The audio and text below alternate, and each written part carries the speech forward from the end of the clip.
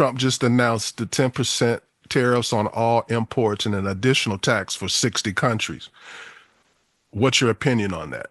Do you think it'll work? Do you think the U.S. citizen will be patient enough to let this work? So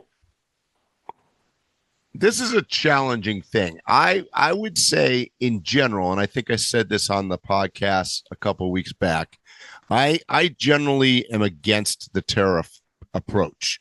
And I generally think that it's very difficult to stimulate our economy here based on tariffs, because a tariff works if we are trying to compete with a foreign country with a particular product that we also make. But if we don't make it, that this is where I think the challenge comes in. I'm gonna use a I'm gonna bring it back to the Overland world here for a second.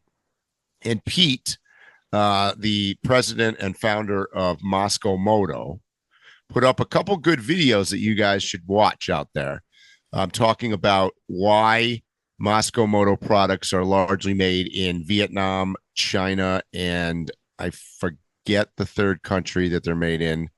I'm not positive. Southeast Asia, I'm pretty sure.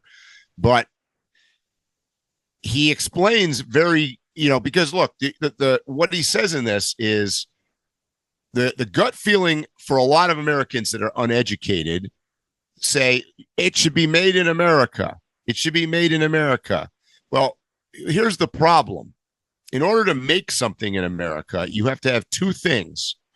Three things. You have to have the facility, has to be the infrastructure to actually manufacture something has to be here. Number one. Number two, you have to have the workforce with the skill set to be able to do it. And three, you've got to have the ingredients to make the product. And he uses a good example with Moscow Moto with some of their bags and clothing that the actual ingredients we don't have in America. We just don't have this stuff. Right. Like some of the textiles and things that are coming out of Asia, from India, from Vietnam, from other places, we don't have it here. So in order to make a Moscow Moto bag, as an example, in America, we would have to import the actual material to make it. The other problem that we have is we don't have a skilled labor force, regardless of whether or not, and it is a fact that we would have to pay the labor force here higher because the cost of living in America is higher. You're not going to live in downtown Seattle and work at Moscow Moto and make bags and get paid the same as the people that are in Vietnam. It's a fact of life.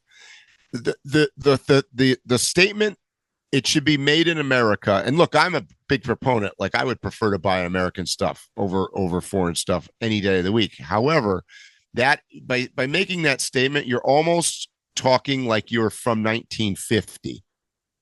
At one point, we could say that.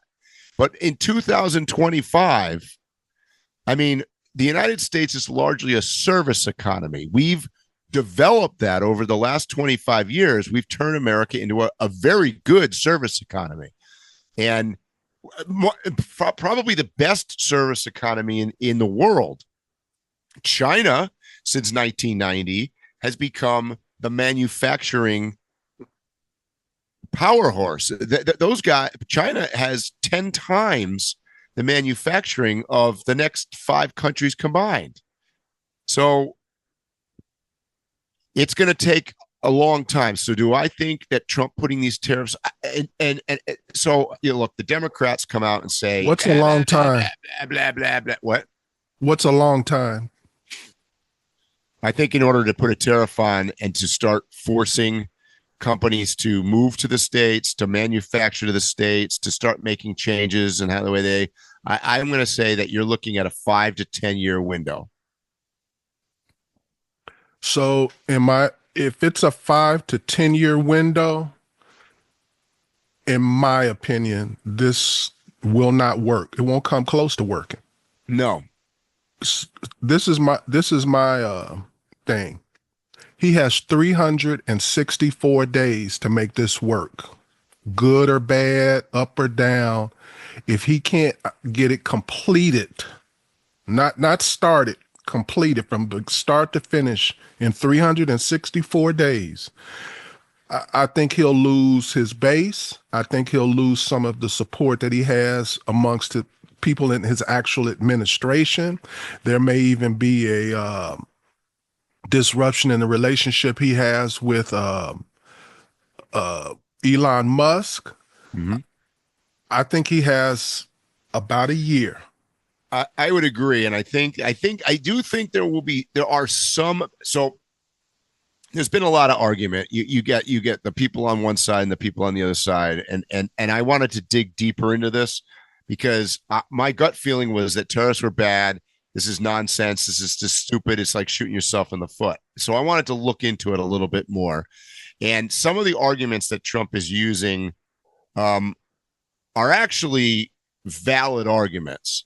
And it's interesting because I found an article on the New York Times. I found an article that was written by, I forget what other very well-respected news organization that tends to be on the left that actually said, Trump has a number of points here that are correct, that are true.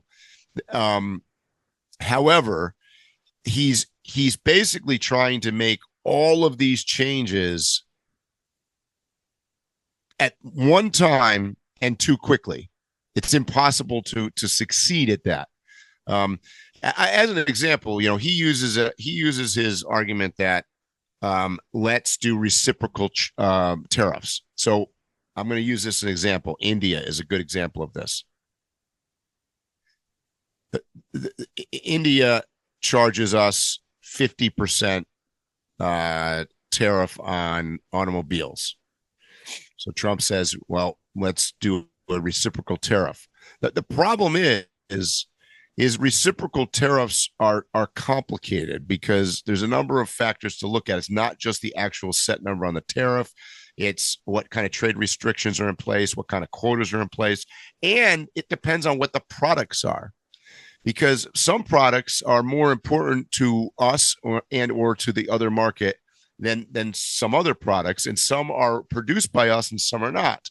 So, if every country in the world was making 10 items, we were all making the same 10 items, and India charged us 50%, well, then we charge them 50% and it's even. But that's not the case. India's making product A and America's making product B. So it's impossible really to do reciprocal tariffs. That's the complicated part to this. I agree with your logic, Mike. I have been waiting for a few weeks because we've talked about the tariffs several times, and I've been waiting for you to. I've been waiting for you to give this point because of how much you've traveled. You definitely have out-traveled me. And I know that I've seen in my travels, especially in the last 10 years, international travel I'm talking about. There are economies that could completely survive and flourish in other countries without any interaction with the United States whatsoever. Yes, and there are. Right. Right. Iran would be a good example of that. Yep. There's a bunch of countries in Africa. There are many countries that do. So I think we can easily overplay our hand. Yep. There are allies and business associates that this country has, and it's only because we have the best hand. Mm-hmm. We start going down in GDP, which will obviously happen with the tariffs, at least in the short term. Yep.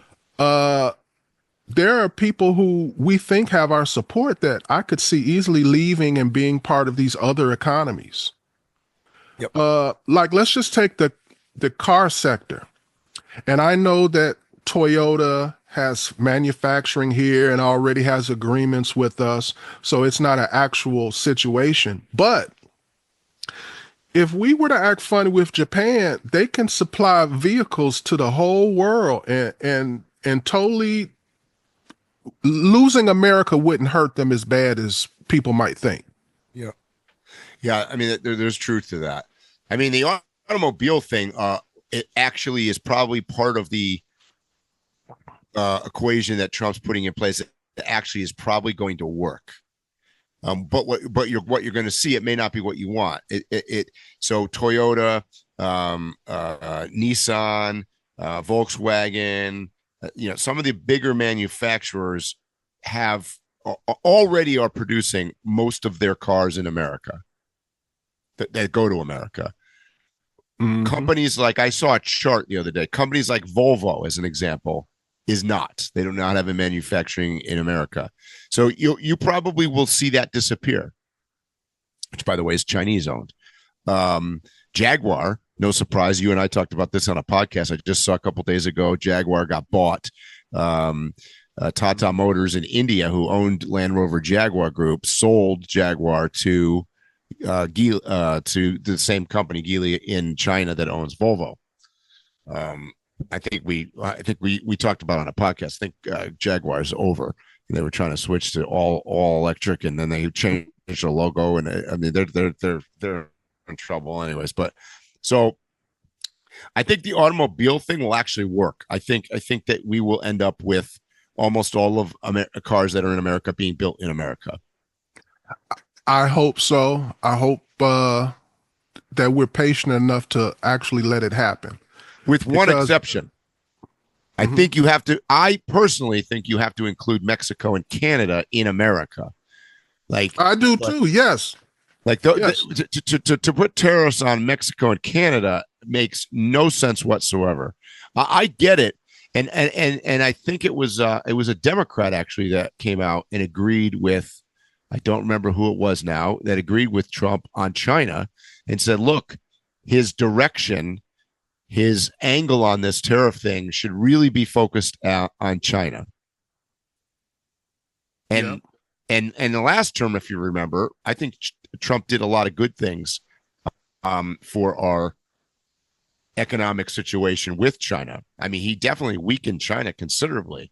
And I think that that's where the focus should be, to try to attack allies in Europe and Mexico and Canada. It makes little or no sense for me. No sense.